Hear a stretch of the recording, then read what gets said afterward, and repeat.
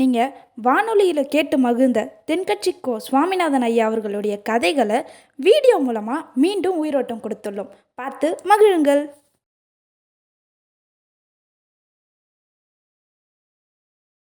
ஒரு ஆளு ஹோட்டல்ல சாப்பிட போனான். சாப்பிட்டு முடிச்சான்.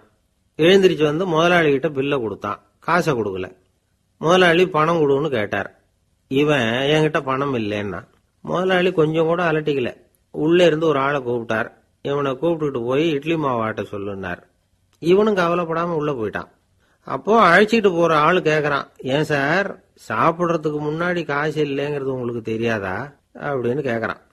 தெரியும், காசு இல்லைங்கிறதும் தெரியும், காசு இல்லாம சாப்பிட்டா மாவாட்டணுங்கிறதும் தெரியும் அப்படின்னா அந்த ஆள்.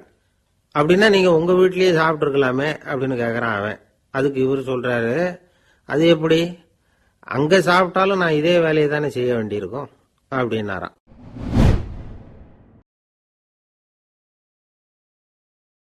நம்மள மாதிரி ஒரு ஆசாமி அவன் நம்மள மாதிரியே கற்பனை பண்ணான்.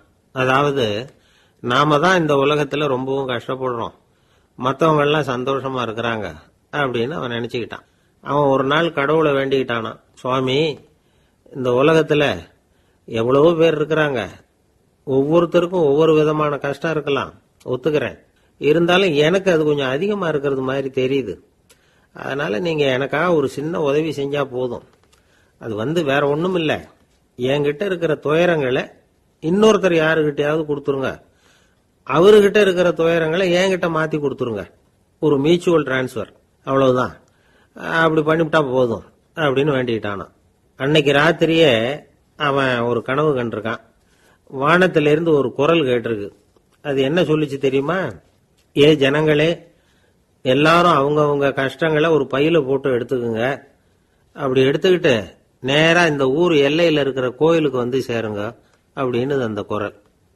ஆஹா, கடவுள் நம்ம பிரார்த்தனைக்கு செவி சாய்ச்சுட்டார் அப்படின்னு சந்தோஷப்பட்டான் இவன். உடனே என்ன பண்ணா, தன்கிட்ட இருந்த கஷ்டத்தையெல்லாம் ஒரு சாக்கு பையில போட்டு எடுத்துக்கிட்டான். வீட்டை விட்டு வெளியில வந்தான். தெருவில் இறங்கி நடக்கிறான். அங்க பார்த்தா ஏகப்பட்ட பேர் ஆளுக்கு ஒரு பைய தூக்கிக்கிட்டு கோயிலுக்கு போயிட்டு இருக்கிறாங்க. சில பேர் மூட்டையா கட்டி தலையில சுமந்துக்கிட்டு போயிட்டு இருக்கிறாங்க. இவன் பார்த்தான். இவனுக்கு ரொம்ப ஆச்சரியமா இருந்தது. ஏன்னா எல்லாரும் வச்சிருக்கிற பைய இவன் பைய விட பெருசா இருந்தது. இவன் பை தான் இருக்கிறதுலயே கொஞ்சம் சின்னதா தெரிஞ்சது. இப்ப அவன் மறுபடியும் சாமியை வேண்டிக்கிட்டான், கடவுளே இப்ப உள்ள சூழ்நிலையை கவனிச்சா என்கிட்ட இருக்கிற பைய பரவாயில்லன்னு தோணுது, அதனால வேற பைய எதையும் மாத்த வேணாம், இதுவே பரவாயில்ல, இந்த பையோட திரும்பி வீட்டுக்கு போனா போதும்னு நினைக்கிறேன் அப்படின்னு ஏதோ நினைக்க ஆரம்பிச்சுட்டான். எல்லாரும் கோயிலுக்கு போய் சேர்ந்தாங்க. கோயில்ல அந்த குரல் மறுபடியும் கேட்டுது. எல்லாரும் அவங்கவுங்க பைகளை சோகத்துல தொங்க விடுங்க, திடீர்னு விளக்குகள் அணையும், மணி அடிக்கப்படும், அதுதான் அடையாளம். அந்த சமயத்துல இருட்டுல உங்களுக்கு வேண்டிய பைய நீங்க மாத்தி எடுத்துக்கலாம், தேர்ந்தெடுத்துக்கலாம். வெளிச்சம் இருக்கிறப்பவே உங்களுக்கு பிடிச்ச பைக்கு பக்கமா பார்த்து நீங்க நின்னுக்கலாம் அப்படின்னு சொல்லி விவரம் சொல்லிச்சான் அந்த குரல். அப்படி சொன்னதுக்கு அப்புறம் திடீர்னு விளக்கு அணைஞ்சுது, மணி அடிச்சுது. கொஞ்ச நேரம் கழிச்சு மறுபடியும் விளக்குகள்லாம் எரிஞ்சுது. இப்போ பார்த்தா எல்லாரும் அவங்கவுங்க பையையே கெட்டியா பிடிச்சிட்டு நிக்கிறாங்க. இவனும் அப்படியே நிக்கிறான். இவன் மெதுவா பக்கத்துல நிக்கிறவங்கிட்ட கேட்டானா, ஏன் நீங்க பைய கையிலேயே வச்சிருக்கிறீங்க, செவுத்துல மாட்டலையா அப்படின்னு கேட்டிருக்கான். இல்லப்பா, நீ ஏன் கையிலேயே வச்சிருக்கிறியோ அதே காரணத்துக்காக தான் நாங்களும் வச்சிருக்கிறோம். நம்ம கவலைகளை பத்தி நமக்கு ஓரளவுக்காவது தெரியும், ஆனா மற்றவங்க கவலைகள் நமக்கு பரிச்சயம் இல்லாதவை, பழக்கம் இல்லாதது. அதனால நமக்கு தெரிஞ்ச கவலைகளை சமாளிக்கிறது சுலபம். தெரியாததை சமாளிக்கணும்னா மறுபடியும் ஆரம்பத்தில இருந்து ஆரம்பிக்கணும். அதனால பழைய நண்பர்களோட வாழறது தான் மேல் அப்படின்னு நானான். அதுக்கப்புறம் அவன் தன்னோட பைய போதும்னு வீட்டுக்கு திரும்பி வந்துட்டானான். இது ஒரு பெரியவர் சொல்லி இருக்கிற கதை. அதனால நம்ம கிட்ட இருக்கிற கஷ்டங்கள் தான் பெருசு, அதை இன்னொருத்தங்கிட்ட கொடுத்துட்டு மாத்திக்கலாம் அப்படின்னு நினைக்கிறது தப்பு. இதே மாதிரி இன்னொரு சம்பவம். ஒரு ஊர்ல ஒரு நாள் ராத்திரி ஆகாயத்தில இருந்து கடவுள் குரல் கேக்குது. இந்த ஊர்ல இருக்கிற ஜனங்கள்லாம் கொஞ்சம் கவனிங்க, உங்களுக்கு ஒரு செய்தி. அதாவது இங்க இருக்கிற ஜனங்கள்லயே கொஞ்சம் கூட கவலையே இல்லாத ஆள் யாருன்னு எனக்கு தெரியணும். அதனால எல்லாரும் அவங்க கவலைகளை ஒரு பையில போட்டு எடுத்துக்கிட்டு கோயிலுக்கு வாங்க அப்படின்னாரு கடவுள். உடனே வரிசையா எல்லாரும் வர ஆரம்பிச்சாங்க. எல்லார் கையிலையும் பை இருந்தது, சின்னதும் பெருசுமா. கவலையே இல்லாத ஆள் யாருன்னு தேடினார் கடவுள். ஒரே ஒரு ஆள் மட்டும் கையில எதுவும் இல்லாம வெறும் கையை வீசிக்கிட்டு ரொம்ப ஜாலியா நடந்து வந்துகிட்டு இருந்தான். கடவுள் அவங்ககிட்ட போனார். ஏன்பா உனக்கு கவலையே இல்லையா அப்படின்னு கேட்டார். எனக்கும் சில கவலைகள்லாம் உண்டு அப்படின்னு அவன். எங்க அதெல்லாம்னு கேட்டிருக்காரு கடவுள். பின்னாடி லாரியில வந்துகிட்டு இருக்கு அப்படின்னு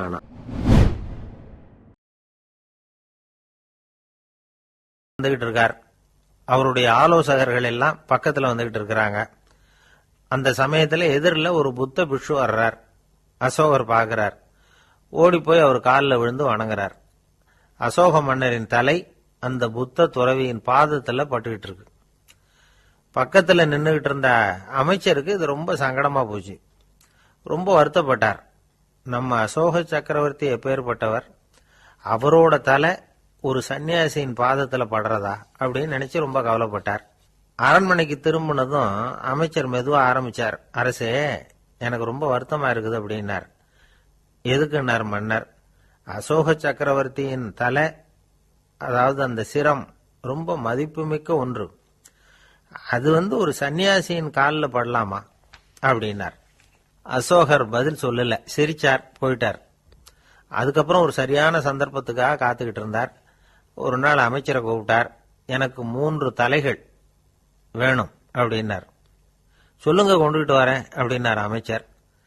அசோகர் சொன்னார், முதல்ல எனக்கு தேவையானது ஒரு ஆட்டின் தலை, 2வது ஒரு புலியின் தலை, 3வது ஒரு மனிதனின் தலை.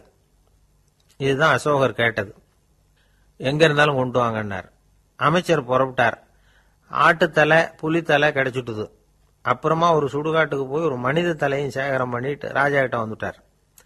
அரசே, உங்கள் ஆணைப்படி 3 தலைகளையும் கொண்டு வந்திருக்கிறேன்னார். அசோகர் பார்த்தார்.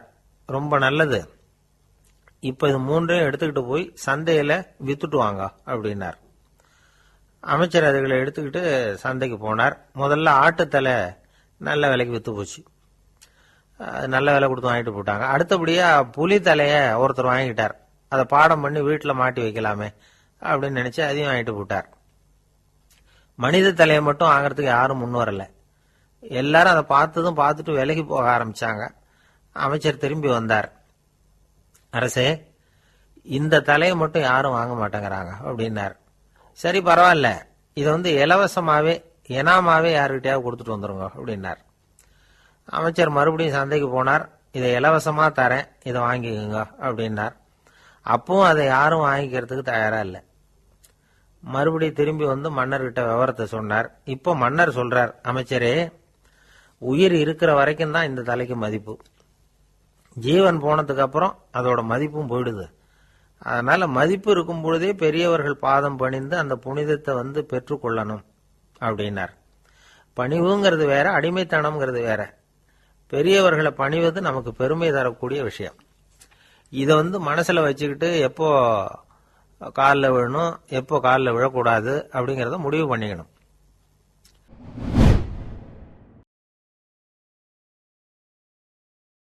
ஒரு சாதாரண ஆள் நடந்து வந்துகிட்டு இருந்தார்.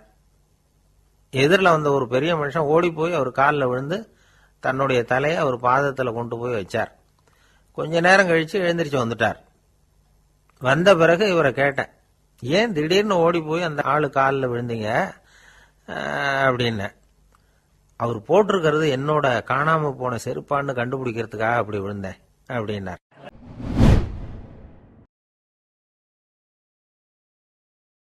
ஒரு ஊர்ல ஒரு சமயம் பலமான மழை பெய்ய ஆரம்பிச்சுட்டுதான். இடி மின்னல் ரொம்ப கடுமையா இருந்திருக்குது. ஆரம்பிச்ச மழை வர வர கடுமையா ஆகிட்டு இருக்குதே தவிர நிக்கிற பாடா தெரியல. ஊர் ஜனங்கள்லாம் பார்த்தாங்க. இதுக்கு மேலேயும் வீட்டு உள்ள இருந்தா ஆபத்துங்கிறத புரிஞ்சுக்கிட்டாங்க. ஏன்னா வீடெல்லாம் இடிஞ்சு விழுந்துருமோங்கிற பயம். உடனே எல்லாரும் புறப்பட்டு ஊருக்கு பொதுவா இருந்த ஒரு மண்டபத்துல போய் தங்கிக்கிட்டாங்க. மின்னல் கடுமையா இருந்தது. இடி எந்த நேரத்திலையும் விழலாம்ங்கிற நிலைமை. எப்போ விழலாம்னு பார்த்துக்கிட்டு இருக்குது. அந்த மண்டபத்தில் இருந்த ஜனங்கள் மனசுக்குள்ள ஒரு பயம். நம்ம கூட்டத்தில் யாராவது ஒரு கெட்டவன் பாவம் பண்ணவன் இருந்தா கூட இடி இந்த மண்டபத்தில் விழுந்துரும், அது எல்லாருக்கும் ஆபத்து அப்படின்னு நினைச்சாங்க. சரி, இதுக்கு என்ன பண்ணலாம் அப்படின்னு யோசனை பண்ணாங்க. அந்த கூட்டத்தில் ஒரு பெரியவர் இருந்தார். அவர் ஒரு யோசனை சொன்னார். இதோ பாருங்க, அதுக்கு ஒரு வழி இருக்கு. அதோ எதிர்த்தாப்புல கொஞ்சம் தூரத்தில் ஒரு உயரமா மரம் ஒன்று இருக்குது பாருங்கள். பொதுவாக இடி வந்து சுலபமாக விழறது அது மாதிரி உயரமான மரத்தில் தான். நம்ம கூட்டத்தில் இருக்கிறவங்க எல்லாரும் ஒவ்வொருத்தராக போய் அந்த மரத்தை தொட்டு விட்டு திரும்பி வந்துடணும். நம்மள பாவம் பண்ணவன் யாரோ அவன் அந்த மரத்தை தொடுற சமயத்தில் இடி விழுந்துடும். அவன் மட்டும் போயிடுவான். மண்டபத்தில் இருக்கிற நாமெல்லாம் பொழைச்சிக்கலாம் அப்படின்னு ஐடியா கொடுத்தார் அந்த பெரியவர். இது நல்ல யோசனையாக பட்டது. எல்லாரும் ஒத்துக்கிட்டாங்க. ஒவ்வொருத்தராக போய் அந்த மரத்தை தொட்டு விட்டு திரும்பி வந்தாங்க. இடி எதுவும் விழலை. இன்னமும் பாவம் பண்ண ஆசாமி அதை போய் தொடலை போல இருக்குது அப்படின்னு நினச்சிக்கிட்டாங்க. ஒவ்வொருத்தராக போகிறாங்க. எல்லாரும் போய் தொட்டுவிட்டு வந்தாச்சு. இன்னும் ஒரே ஒரு ஆசாமி தான் பாக்கி. கடைசியாக இருந்த அந்த ஆள் பயந்துட்டான். இது வரைக்கும் இடி விழலைன்னா இப்போ என்ன அர்த்தம்? இப்போ நாம் தான் பாக்கி, நாம் தான் தப்பு பண்ண ஆள் போல் இருக்குது அப்படின்னு நினச்சிட்டான். அதனால் துணிச்சலாக போய் தொடுறதுக்கு பயந்தான். தயங்கிக்கிட்டே இருந்தான். இருந்தாலும் மற்றவங்கள்லாம் சும்மா இருப்பாங்களா? கட்டாயப்படுத்தி கழுத்தை பிடிச்சி தள்ளாத குறையா அவனை தள்ளி விட்டாங்க. போய் தொட்டுட்டு வாடான்னு. அவன் நடுங்கிட்டே போய் அந்த மரத்தை தொட்டான்.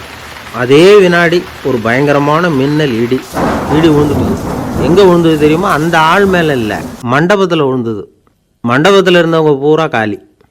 அந்த ஒரு ஆள் மட்டும் புழைச்சிக்கிட்டான். இந்த ஒரு ஆளை காப்பாற்றுறதுக்காக தான் இடி வந்து மண்டபத்தில் விழாமல் இருந்திருக்குது.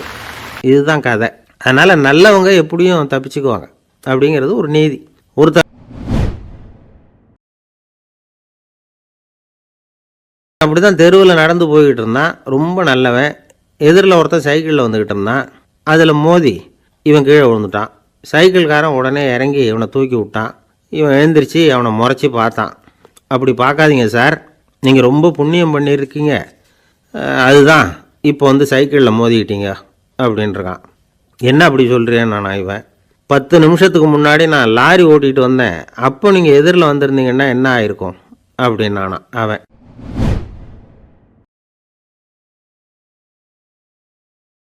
ஒரு ஊரில் ஒரு ஆள் இருந்தான். நிறைய பணம் சேர்த்தான். அவனுக்கு சம்பாதிக்க தெரியுமே தவிர செலவு பண்ண தெரியாது. மகா கஞ்சன். காசை கையில் எடுக்கவே மாட்டான். எடுத்தால் செலவு செய்ய வேண்டியிருக்குமே. அதனால் இப்படியே அவன் காலத்தை ஓட்டி விட்டான். வயசாகிட்டுது. அவனுடைய மனைவி ஒரு நாள் கேட்டாங்க, இவ்வளவு நாளாக நீங்கள் என்னை எங்கேயுமே அழைச்சிட்டு போனதில்லை, இப்போவாவது அழைச்சிட்டு போகக்கூடாதா அப்படின்னாங்க. எங்கே போகணும் சொல்லுன்னா. காசிக்கு போகணும், கங்கையில் குளிக்கணும்னாங்க. இவன் பார்த்தான், இதுக்கு ஏன் அவ்வளோ தூரம் செலவு பண்ணிட்டு போகணும், நம்ம ஊர் ஆற்றுலையே குளிக்கலாமே, இதுவும் புண்ணிய நதி தான், இங்கே குளித்தா அங்கே குளித்த பலன் கிடச்சிரும் அப்படின்னா. சரின்னு 2 பேரும் ஆத்தங்கரைக்கு போனாங்க. அன்றைக்கி ஏதோ விசேஷம், நிறைய கூட்டம், நிறைய பேர் குளிச்சுக்கிட்டு இருக்கிறாங்க. கரையில் சில புரோகிதர்கள் நின்றுக்கிட்டு இருக்கிறாங்க. குளிக்கிறதுக்கு முந்தி அவங்கக்கிட்ட உட்காந்தா ஏதோ மந்திரம்லாம் சொல்லுவாங்க, கொஞ்சம் காசு கொடுக்க வேண்டியிருக்கும். அதனால் இவன் என்ன பண்ணான், ஆத்தங்கரையிலேயே கொஞ்சம் தூரம் போனான். ஊரை விட்டு தள்ளி வந்துட்டான். அங்கே யாருமே இல்லை. அப்பாடான்னு சந்தோஷப்பட்டான். குளிக்கலாம்னு புறப்பட்டான். இந்த நேரம் கடவுள் பார்த்தார், இந்த கஞ்சனுக்கு ஏதாவது புத்தி போகட்டணும் அப்படின்னு நினைச்சார். உடனே ஒரு புரோகிதர் மாதிரி உருவத்தை மாற்றிக்கிட்டு அந்த ஆள் முன்னாடி வந்து நின்னார். அவனுக்கு அதிர்ச்சி. இங்கே யாருமே இருக்க மாட்டாங்கன்னு நினச்சா இங்கேயுமே ஒரு ஆள் வந்துட்டாரு, என்ன பண்ணுறதுன்னு யோசனை பண்ணான். புரோகிதர் உருவத்தில் இருந்த கடவுள் சொன்னார், இதை பாருங்க, இன்னைக்கு விசேஷ நாள், நீராடுறதுக்கு முன்னாடி சுயகல்பம் பண்ணிக்கிறது ரொம்ப நல்லது அப்படின்னார். என்கிட்ட பணம் எதுவும் இல்லையேன்னா. பரவாயில்ல, அப்புறமா கொடுங்க, வாங்கிக்கிறேன். ஆனால் ஒன்று, எவ்வளவு கொடுப்பீங்கிறத மட்டும் இப்போவே சொல்லிவிடுங்க அப்படின்னார். இவன் ரொம்ப யோசனை பண்ணான். ஒரு 10 பைசா தரேன் அப்படின்னா. சரின்னு ஒத்துக்கிட்டு எல்லா கிரியைகளையும் அவர் செஞ்சார். அதுக்கப்புறம் கணவனும் மனைவியும் ஆற்றுல குளிச்சாங்க. அவர் போயிட்டார். கொஞ்ச நாள் கழித்து அவன் வீட்டுக்கு வந்தார் கடனை வசூல் பண்ணுறதுக்கு. வாசலில் நின்றுக்கிட்டு இருந்த அவன் மனைவி இவரை பார்த்ததும் தயங்க ஆரம்பித்தாங்க. அந்த அம்மா கிட்ட விஷயத்தை சொன்னார். அந்த அம்மா ஓடி போய் உள்ளே இருக்கிற தன்னுடைய கணவர்கிட்ட சொன்னாங்க. அவன் யோசனை பண்ணான், இப்போ வெளியில் போனால் அவனுக்கு 10 காசு கொடுக்க வேண்டியிருக்கும், அதனால் எனக்கு காய்ச்சல்னு அந்த ஆளுகிட்ட சொல்லிவிடு, இன்னொரு சந்தர்ப்பத்தில் என்னை வந்து பார்க்க சொல்லு அப்படின்னா. அந்த அம்மா போய் சொன்னாங்க. அப்படிங்களா, அப்படின்னா அவரை நான் உடனே போய் பார்க்கணுமே அப்படின்னு உள்ளே நுழைய ஆரம்பித்தார். அவங்க மறுபடியும் இருங்க தான் வரேன்னு சொல்லிவிட்டு உள்ள ஓடி விஷயத்தை சொன்னாங்க. இது ஏதுடா வம்பா போச்சு அப்படின்னு பார்த்தான். மனைவியை கிட்டத்தில் கூப்பிட்டான். இதோ பாரு, ஜன்னி கண்டு நான் இறந்து போயிட்டதா சொல்லிவிடு அப்படின்னா சொன்னாங்க. புரோகிதர் பார்த்தார். அப்படின்னா ஒரு வழியாக இருந்து அவருடைய இறுதி சடங்குகளையும் நானே முடிச்சுட்டு போயிடுறேன் அப்படின்னார். உள்ளே இருந்தவன் யோசனை பண்ணான், அந்த ஆள் என்னை விடமாட்டான் போல இருக்கு, அதனால் ஒரு சவப்பெட்டியில் என்னை வச்சு தூக்கிக்கிட்டு மயானத்துக்கு போங்க பார்த்துக்கலாம் அப்படின்னா. புரோகிதரும் விடுற மாதிரி இல்லை, கூடவே நடந்து போயிட்டு இருக்கிறார். அங்கே இறக்கி சடங்குகளை முடிச்சுட்டு தீ வைக்கிற நேரம் பொட்டிக்குள்ளே இருந்த நம்ம ஆள் அலறி அடிச்சுட்டு வெளியில் ஓடி வந்தான். புரோகிதர் உருவத்தில் இருந்த கடவுள் சிரிச்சார், தன்னுடைய சுய உருவத்தை காட்டினார். அதுக்கப்புறம் அவனை கூப்பிட்டு, இதை பார்ப்பா, ஏன் இப்படி அல்லாடுற, ஏதாவது வரம் வேணும்னா கேள்தரேன் அப்படின்னார். அவன் யோசனை பண்ணான், பகவானே ஒரே ஒரு வரம் தான் உங்ககிட்ட கேட்கணும்னா. என்ன வேணும் கேளுன்னார். அந்த 10 பைசா தட்சணையை தள்ளுபடி பண்ணால் போதும் அப்படின்னா. கடவுளும் சரின்னு சொல்லிட்டு போயிட்டார். இப்படி ஒரு கதையை சுவாமி சிவானந்தர் சொல்லியிருக்கிறார். செல்வந்தர்கள் பல பேர் இப்படித்தான் இருக்கிறாங்க. தாங்களும் அனுபவிக்க மாட்டாங்க, அடுத்தவங்களுக்கும் கொடுக்க மாட்டாங்க. இது மாதிரியான கஞ்சர்களுக்கு இந்த உலகம் இல்லை அந்த உலகம் இல்லைங்கிறார் அவர். இந்த கதையில கடவுள் கடன் வசூலுக்கு வந்தது மாதிரி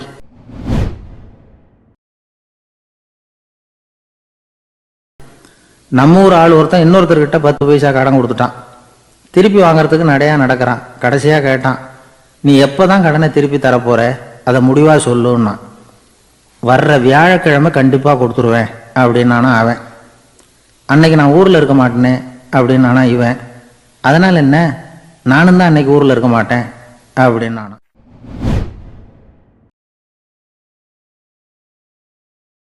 ஒருத்தர் ஓடி வந்தார். இன்னொருத்தரை பார்த்து, சார் உங்கள் சைக்கிளை ஒரு நாள் இரவல் கொடுங்களேன், பக்கத்து ஊருக்கு போயிட்டு வர வேண்டியிருக்கு அப்படின்னார். இவர் சைக்கிளை கொடுத்து பத்திரமா கொண்டுட்டு போங்கன்னார். சார் இதை பத்திரமா கொண்டு போகிறேன், கவலையே வேணாம், ஏன்னா இது உங்களோட சைக்கிள் அப்படின்னு நான் நினைக்கல, என்னோட சைக்கிளாக நினைக்கிறேன் அப்படின்னார். அதுக்கப்புறம் தான் இவருக்கு உண்மையாகவே பயம் வந்துட்டுது. ஏன்னா அவர் சொன்னது மாதிரி அதை தன்னோட சைக்கிளாகவே நினச்சி தள்ளிட்டு போட்டால் என்ன பண்ணுறது. எது எதை நம்முடையதா நினைக்கணுங்கிறதுக்கு ஒரு வரையறை இருக்கு.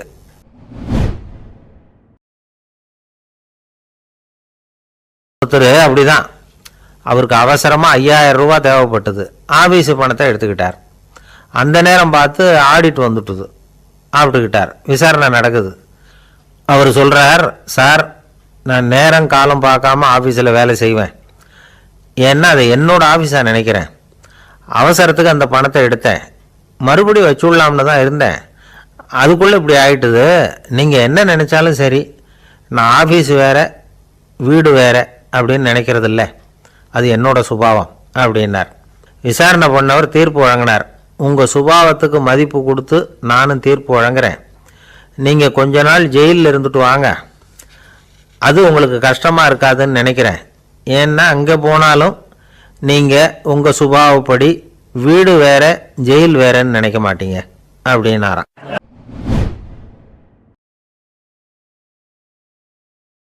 கப்பல் கடல்ல போயிட்டு இருக்கு. புயல், சூறாவளி, அலையெல்லாம் பெருசு பெருசா ரொம்ப உயரமா உண்டாகுது. கடுமையான காற்றிலேயும் வேகமான அலைகள்லேயும் சிக்கி அந்த கப்பல் தடுமாறுது. திசை மாறி போச்சு. எந்த பக்கம் போயிட்டு இருக்கிறோம்னே தெரியல. அந்த கப்பலை செலுத்திக்கிட்டு இருந்த மாலுமி ரொம்ப சாமர்த்தியமாக செயல்பட்டார். தன்னுடைய அறிவாற்றலையும் திறமையையும் முழுமையாக பயன்படுத்தினார். அந்த கப்பலை கட்டுப்படுத்தினார். மெதுவாக அந்த சூறாவளியிலிருந்து கப்பலை காப்பாற்றி கரைக்கு கொண்டுட்டு வந்து சேர்த்துட்டார். மாலுமின்னு ஒருத்தர் இருந்ததுனால அந்த மரக்கலம் காப்பாற்றப்பட்டது. மாலுமின்னு ஒருத்தர் இல்லைன்னு வச்சுக்கோங்க, அந்த கப்பலோட கதி என்னவா இருக்கும் யோசிச்சு பாருங்க. ஒரு கோபக்காரனுடைய நிலைமையும் அப்படித்தானா. கோபக்காரன்கிறவன் ஒரு மாலுமி இல்லாத மரக்கலம் அப்படிங்கிறார் நபிகள் நாயகம்.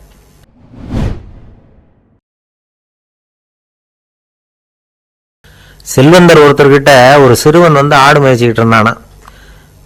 பெரியவர் அவனை கூப்பிட்டு, நீ நேராக போய் ஒரு ஆட்டில் உள்ள ரொம்ப நல்ல பகுதி எதுவோ அதை எடுத்துக்கிட்டு வா அப்படின்னாரான். இவன் போனான். ஒரு ஆட்டு உடம்புல இருந்த நாக்கு, இருதயம், இது ரெண்டையும் எடுத்துகிட்டு வந்து கொடுத்தானான். பெரியவர் வாங்கி பார்த்தார். அதுக்கப்புறம் இப்போ நீ போய் இன்னொரு ஆட்டில் இருக்கிற ரொம்ப கெட்ட பகுதி எதுவோ அதை எடுத்துட்டு வா அப்படின்னாரான். இவன் போய் எடுத்துட்டு வந்தான். அவன் கையில் இருந்தது மறுபடியும் அதே மாதிரி நாக்கு, இருதயம், இது ரெண்டும் தான். என்னது இப்பவும் அதையே கொண்டுட்டு வந்திருக்கிற அப்படின்னாரான் பெரியவர். இவன் சொன்னானா, ஒரு உடம்புல உள்ள ரொம்ப நல்ல பொருளும் இதுதான், ரொம்ப கெட்ட பொருளும் இதுதான் அப்படின்னானா.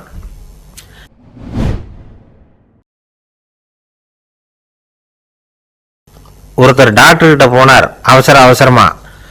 டாக்டர், எனக்கு இப்போ கடுமையான கோப வெறி, எனக்கு கண்ணு மண்ணு ஒன்றும் புரியல, உடனடியாக அதை கட்டுப்படுத்தணும், உடனே இதுக்கு ஏதாவது ஒரு மாத்திரை கொடுங்க ப்ளீஸ் அப்படின்னார்.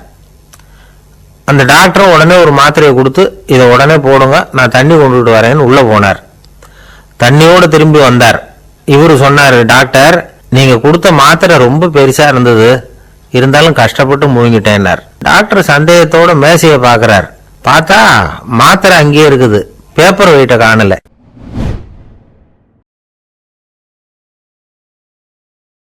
ஒருத்தர் அப்படித்தான் ஒரு தடவை அவருடைய குதிரை காணாமல் போயிட்டு தான். அதுக்காக அவர் கவலைப்படல, நிம்மதியாக இருந்தார், சந்தோஷமாக இருந்தார். என்ன சார் இது, உங்கள் குதிரை திருட்டு போயிட்டுதுங்கிறீங்க, நீங்கள் கவலைப்படாமல் இருக்கிறீங்களே அப்படின்னு கேட்டாங்களாம். அதுக்கு அவர் சொல்லியிருக்கார், நல்ல வேலை சார், கட்டியிருந்த குதிரை காணாமல் போயிருக்குது, நான் அது மேலே உட்காந்துருக்கிற சமயம் அது காணாமல் போயிருந்ததுன்னா, திருட்டு போயிருந்ததுன்னா நானும் சேர்ந்துல காணாமல் போயிருப்பேன் அப்படின்னாராம். எவ்வளவு நிதானமான ஆள் பாருங்க.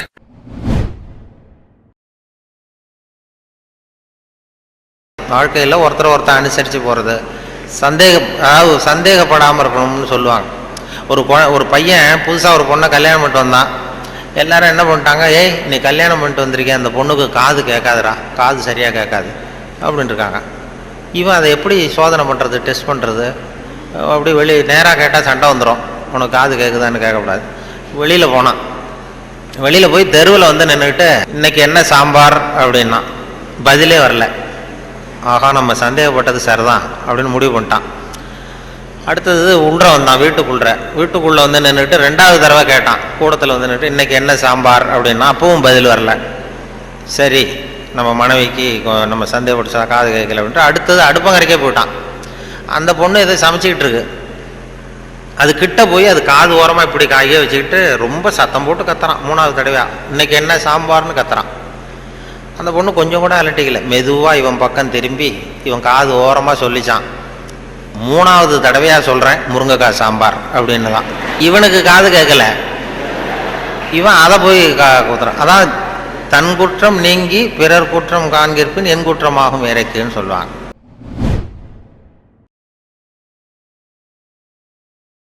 ரெண்டு திருடர்கள் 2 பேரும் சேர்ந்து ஒரு வீட்டுக்கு போய் ஒரு 10,000 ரூபாயை திருடிட்டு வந்துடுறாங்க. ஒரு காட்டு வழியாக வந்துக்கிட்டு இருக்கிறாங்க. இன்னும் விடியல, 2 பேருக்கும் தூக்கம் கண்ணை சுற்றுது.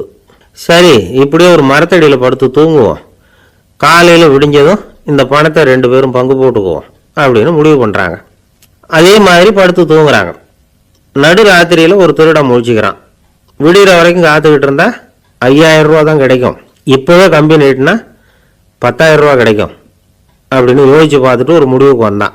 மெதுவாக அந்த 10,000த்தையும் சுருட்டிக்கிட்டு அடுத்தவனுக்கு தெரியாமல் ஓடி போயிட்டான்.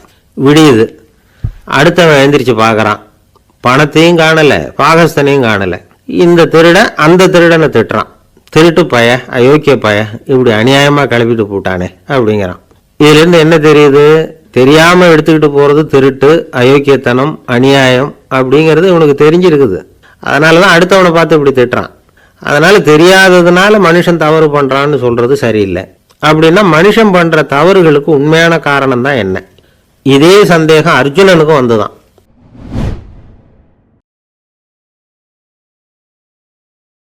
அதனால தான் அவன் பகவானை பார்த்து கேட்குறான், மனுஷன் தன் விருப்பத்துக்கு விரோதமாக ஏதோ ஒரு சக்தியினால பலாத்காரமாக இழுக்கப்பட்டது மாதிரி பாவம் பண்ணுறானே, அந்த சக்தி என்ன அப்படின்னு கேட்குறான். இதுக்கு பகவான் பதில் சொல்கிறார், காமமும் குரோதமும் தான் அந்த சக்திகள், அதாவது ஆசையும் சினமும், இது 2ம் உன்னுடைய எதிரிகள் அப்படிங்கிறத புரிஞ்சுக்கோ அப்படிங்கிறார். இன்னமும் நுணுக்கமாக பார்த்தா காமத்தினுடைய மறு உருவங்கள் தான் குரோதமும் லோபமும். ஆசை நிறைவேறலைன்னா குரோதம், அதாவது கோபம். ஆசை நிறைவேறிட்டதுன்னா லோபம், அதாவது பேராசை. பாவத்தை கண்ட்ரோல் பண்ணணும்னா அதுக்கு மெயின் சுவிட்ச் எது அப்படிங்கிறது இப்போ தான் தெரியுது. அதுக்கு மனுஷன் தெரிஞ்சே தான் தவறு பண்ணுறான் அப்படின்னு பேசிக்கிட்டோமே, அதுக்கு ஒரு உதாரணம்.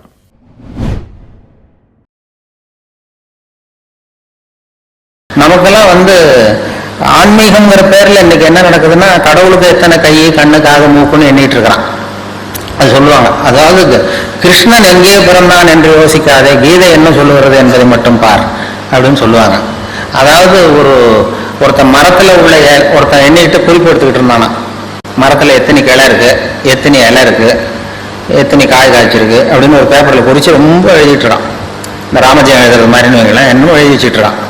உடனே அந்த பக்கம் இன்னொருத்தர் வந்தார், ஒருத்தர் அறிவாளி வந்து, இந்த பாருங்க சார், நான் இந்த மரத்தில் எத்தனை கிளை இருக்கு, எத்தனை பழம் இருக்கு, எத்தனை காய் இருக்குலாம் எண்ணி கிளையெல்லாம் கரெக்டாக குறிச்சிக்கிட்டு இருக்கேன் அப்படின்றான். அவரு அதையெல்லாம் நீயே வச்சுக்கோ, அது எனக்கு என்னத்துக்கு, எனக்கு தேவை பழம் அப்படின்னு சொல்லி பழத்தை வாங்கி சாப்பிட்டு ஒரு பாட்டு போட்டாரான், பறிச்சு சாப்பிட்டு. ஆன்மீகவாதி இலைகளை எண்ணுகிறான், அறிவாளி பழங்களை உண்ணுகிறான் அப்படின்னு சொல்லுவாங்க. நமக்கு தேவை அந்த பழம், அதை வந்து நேரடியாக அந்த கனியை நமக்கு பறித்து கொடுக்கறதுக்கு தான் அருட்தந்தை வந்திருக்கிறார். நீங்கள் போய் இது கை காலெலாம் எண்ணிட்டு இருக்காதீங்க, நமக்கு தேவை என்ன? அதான் ஆன்மீகவாதிகள் இலைகளை எண்ணுகிறான், அறிவாளி பழங்களை உண்ணுகிறான். அந்த பழங்களை உண்ணுகிற கலை தான் இது மனவள கலைஞர். அதுக்கு நம்மளை தயார்படுத்துகிறார். அப்படித்தான் நாம் வந்து மனதை வந்து சரி பண்ணணும், புரிந்து கொள்ள வேண்டும்ங்கிறது அதில் உள்ள கருத்து. நான் சொன்னது மாதிரி அந்த சிரிப்புங்கிறது யோகம்னு சொன்னேன், அது வந்து நம்மளுடைய இயல்பு நிலையே. அது பர்ஃபெக்ஷன் பார்த்து தான் நமக்கு மன இறுக்கம் வந்துடுது. பர்ஃபெக்ஷன் உலகத்தில் ஒன்றுமே கிடையாதான்.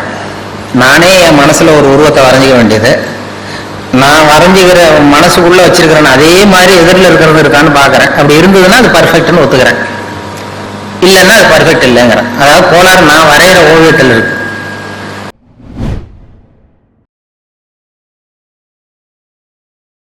ஒரு தெருவில் 2 பேர் சண்டை போட்டுக்கிட்டு இருந்தானா, ஒருத்தன் மூஞ்சியில் ஒருத்தன் குத்திக்கிட்டு இருந்திருக்கான். ரொம்ப கடுமையாக சண்டை 2 பேருக்கு இடையில, தெருவில் நடுத்தெருவில் சுற்றி நின்று வேடிக்கை பார்க்குது, கும்பல் வேடிக்கை பார்க்குது. அப்போ ஒரு பையன் ஒதுங்கி நின்றுருக்கான்.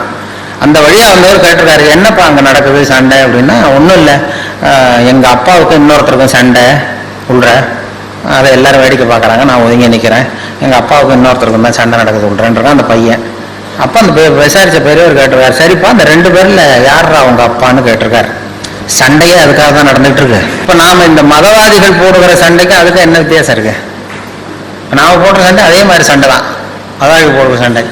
அந்த அளவுக்கு வந்து நம்ம மனசை நம்மளுக்கு எடுத்துருக்கு அப்படிங்கிறது தான் மன தூய்மைங்கிறது வேணும். மனசு வந்து எதிலிருந்து விலகி இருக்கிறதோ அதிலிருந்து துன்பம் இல்லை அப்படின்னு திருவள்ளுவர் சொல்றோம்.